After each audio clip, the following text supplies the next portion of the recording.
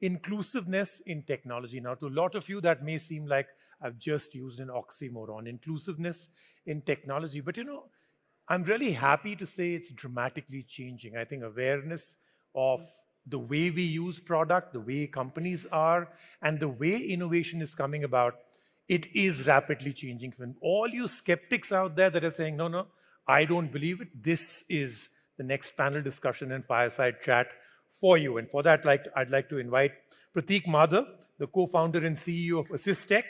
And I'm a big fan, Deepa Malik, the first Indian woman to win a medal in Paralympic Games. Prateek and Deepa, you should know that I have been personally waiting for this panel all day. And I'm going to invite Jaspreet Singh, partner in clients and markets leader, Grant Thornton, Bharat LLP. He's going to be moderating this. Great. Thank you so much. Thank you. Come, all yours. Have fun. Good evening, everyone. I think, can we have a huge, huge round of applause? I don't think so. The round of applause was... Thank you. Thank you so much. Thank you.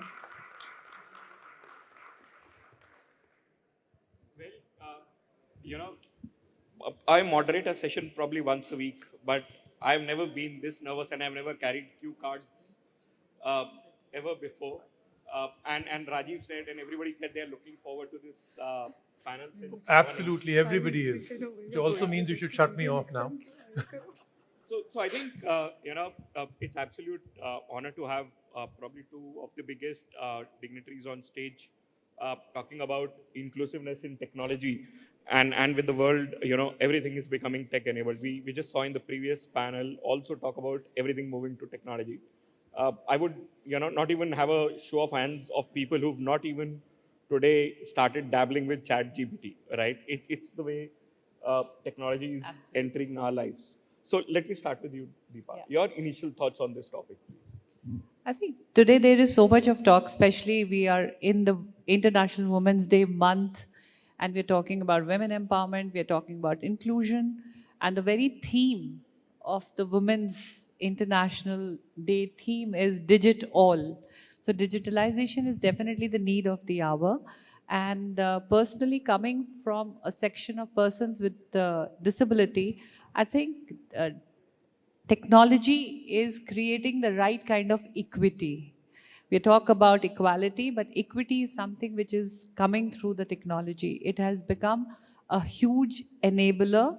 It has given immense, ability for persons with disability, especially when we talk about books for the visually impaired, the technology helps, the right kind of sporting prosthetics, the right kind of muscle charting, the right kind of...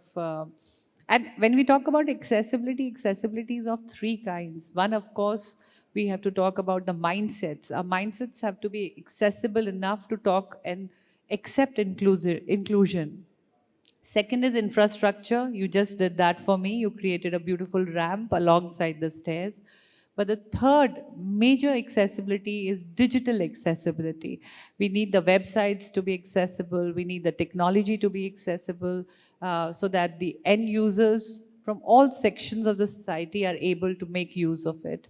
And today the whole world is using technology. And if you have to be updated and an equal part of today's world moving towards globalization in any section, technology is the order of the day.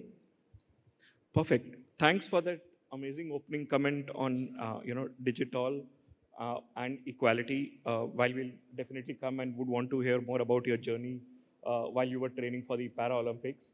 Let me just start with Prateek. Prateek, your initial comments, please. Well, first of all, thank you for inviting us. Very often in these tech conferences, we talk about all the cool tech and we forget world's a part which is probably the largest minority. Yeah, we don't even know if they exist. Yeah, so thanks to my friend Anita for inviting. Now, there are 1 billion people with some or the other kind of disabilities in this world.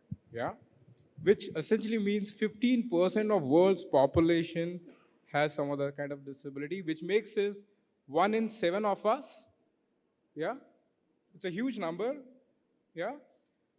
In India, any guesses? I'm going to take a cue from Did You Know section which you guys were doing. How many people with disabilities in India? Just put a number. Please don't Google it. It's wrong, by the way. Sorry? 10%, okay? 1 in 5? 1 in 5? And I have not seen the answers. So the government says there are 26 million people with disabilities in India. WHO says 70 to 80 million people in India who have some other kind of disability. The correct answer is we don't know. And why we don't know? Because when we think about disability, we are only talking about visual disability. So we're talking about people with visual impairment, speech and hearing impairment, people on wheelchairs. But what about cognitive disability? Unfortunately, due to COVID, we have increasingly number of people who are having learning challenges, right? So that's one part of it, Jaspreet. But often when we talk about people with disabilities, we talk about charity, we talk about pity. Let me reintroduce this world's largest minority. They also represent $8 trillion of buying power in the world. If we are not including people with disabilities in economy, in India, we are losing 5 to 7% of GDP. That's a huge number. And that's why it is important to discuss these topics in this forum. But thank you so much. Those are my initial comments. While we've had a couple of preparatory calls, I never knew this number on, we are leaving 7% to 8% of our GDP on the table. I think everybody should probably wake up and look at that as an addressable market, right? And make a real difference in the lives of people. If they make a country, they'll be the third largest economic power, more than Japan, Germany, and United Kingdom. How cool is that? Wow. So coming to you, Deepa, Yeah. right? You mentioned about inclusiveness technology. It should not only assist people, right? I think it should empower them, right? Absolutely. What are your thoughts around that? And can you please tell us about your journey while you were preparing for the entire Paralympics and the use of technology there? Yes, so my sporting career is active sporting career when I actually started playing last of about 15 years, but it took me 10 years to actually go and make the first ever Indian female Paralympic medal. And the only difference I see was I was doing the same things, but I was doing it minus the technology. I had never got my high performance judged through the gadgets. Where you get the right heartbeat, you get the right muscle charting, you have all the technology to tell you, the whole diagram of biomechanics comes on the screen, and you know where to focus and where to train. And these were the loopholes which were missing. Whether you talk about the right kind of diet, the right kind of, after getting your oxygen levels in your body. And when I started working with these gadgets, with this technology, is when I really could improve my throw. And the throw improved drastically, which honestly even dragged me to a high court, because nobody believed that somebody who was throwing 3.67 meters can end up throwing 4.61 meters at the end of it within just a span of 11 months. So that is how. And even in sports, a lot of people ask me that what magic wand did you move that you became the president of the Paralympic Committee of India, and suddenly Tokyo saw 19 medals in the Paralympics. And again, the answer would be use of technology. Whether it was a Bhavina Patel, despite being a wheelchair user, training in the four walls of a home due to the major part of preparation was in the pandemic. She was using a robot to practice, whether it was Avni Lekhara. She was using a computer screen and sensor to practice aiming and shooting with her gun. Whether it was a Sumit Antil who went on to break the world record and win a gold medal because he was given the right prosthetic, which was again technologically made, customized for him by understanding his body weight, the pressure level on the leg. He was given 3 different prosthetics one for regular walk, one for heavy gym equipment, and a lightweight one which gives him the jump and the speed. And same thing happens. We today are not able to get any medal in wheelchair racing because we don't have the technologically sound wheelchairs, the aerodynamically designed helmets. So that equipment is not here in India at the moment, and neither are we getting the funding and the resources because these are expensive, but we are getting there.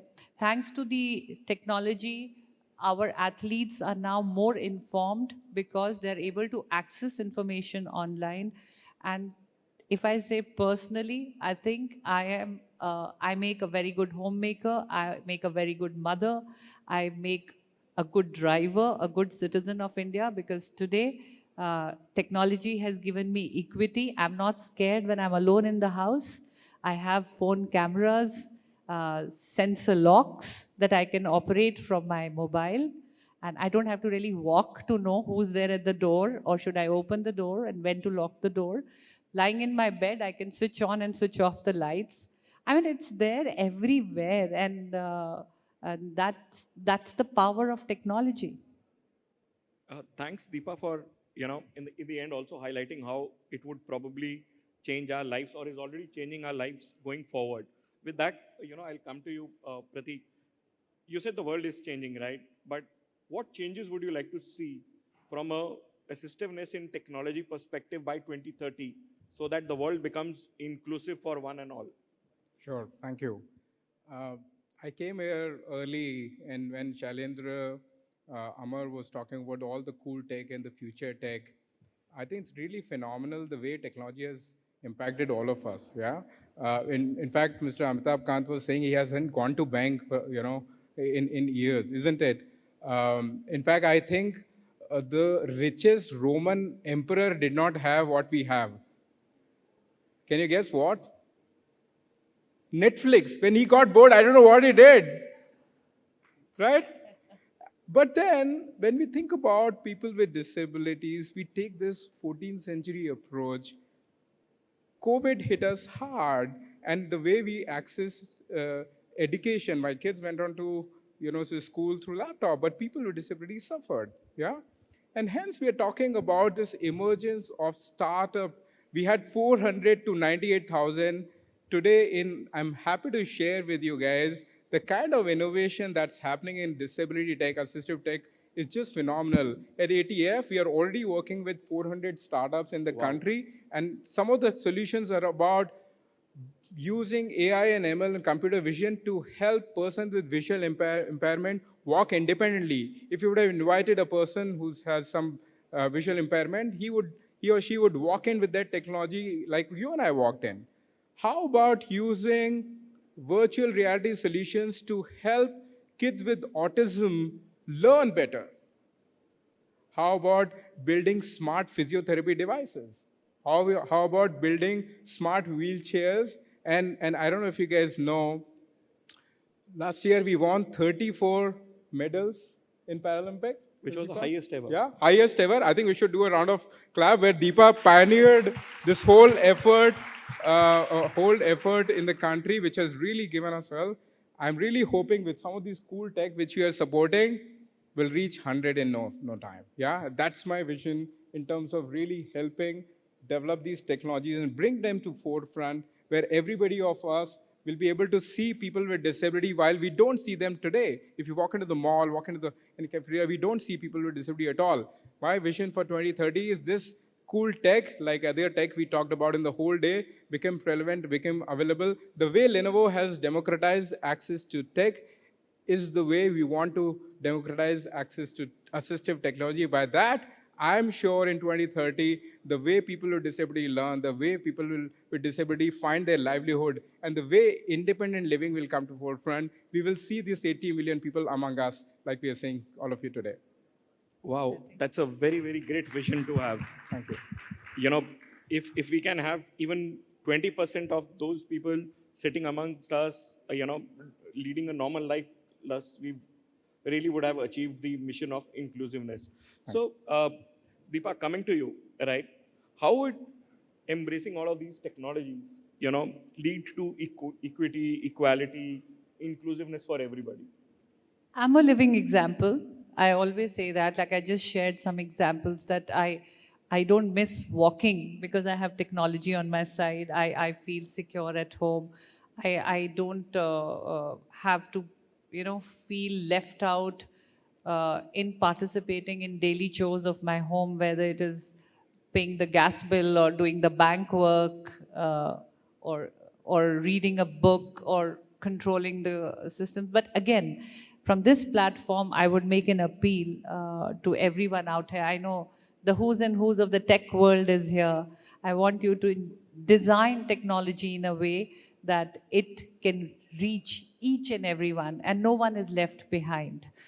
So every software or anything that you plan, it should be able to, give equity or be designed, and there can be some specific technology be designed for the needs of persons and be able to customize, not only design it to individual needs. There should be some places where we could reach out and say, this is the difficulty and this is where we need a customized technology, smart solutions to be given out.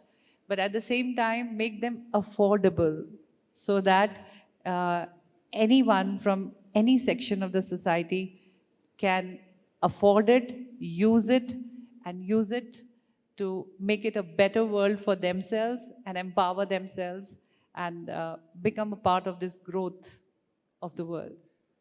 Excellent said, make it inclusive, make it affordable. I think that's Yes. another key piece with which I'll want to come to you, Pratik. You mentioned there are 400 startups that are working in this assistive technology space, and Deepa spoke about the entire use of technology in sports, right?